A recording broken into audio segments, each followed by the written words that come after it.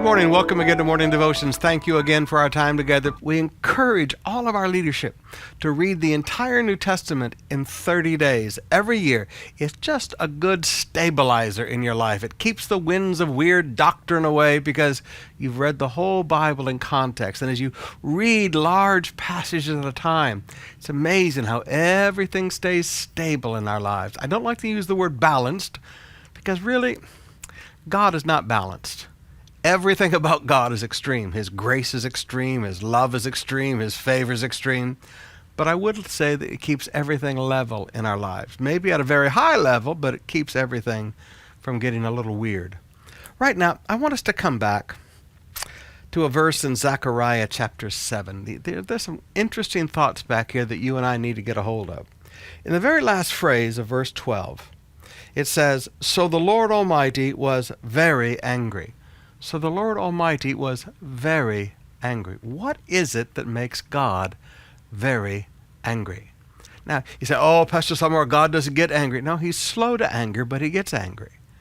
Jesus said, if you've seen me, you've seen the Father. And he kicked over the tables of the money changers, and he drove out all of the people who were extorting money from God's people with their extravagant price things and their corruption in the temple courts.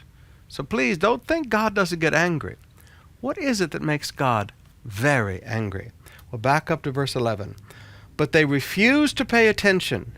Stubbornly they turned their backs and stopped up their ears. They made their hearts as hard as flint and would not listen to the law or to the words the Lord Almighty had sent to them by his Spirit through the earlier prophets. So the Lord was very angry. What is it that makes God angry? When you just won't listen. When you make your heart hard, when you stop up your ears, when you say, I'm not going to listen to that. Have you ever watched children sometimes when you're saying something they don't want to hear and they plug their ears? Well, that's like some Christians. You go to church, you sit down and read your Bible and devotions, and there's things you don't like because it challenges your life. And so you stop up your ears, you pretend it's not there. Oh, that's not for me. You make your heart as hard as flint. Now, brothers and sisters, that's what makes God angry, when you won't listen to him. Because there is nothing that God would say to you or me that is for his benefit. Everything about God, every word that God speaks to us is to bless us, is to give us a good life. God's agenda is nothing but you. He loves you. So please, when you see things that are unpleasant and God is challenging your heart, don't harden your heart to it. When you hear words that are unpleasant because you know they're true about your life, don't harden your hearts and stop up your ears. That just makes God angry.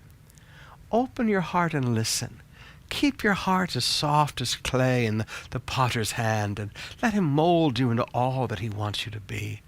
Never stop up your ears. Never harden your hearts. Never refuse to listen to the one who loves you.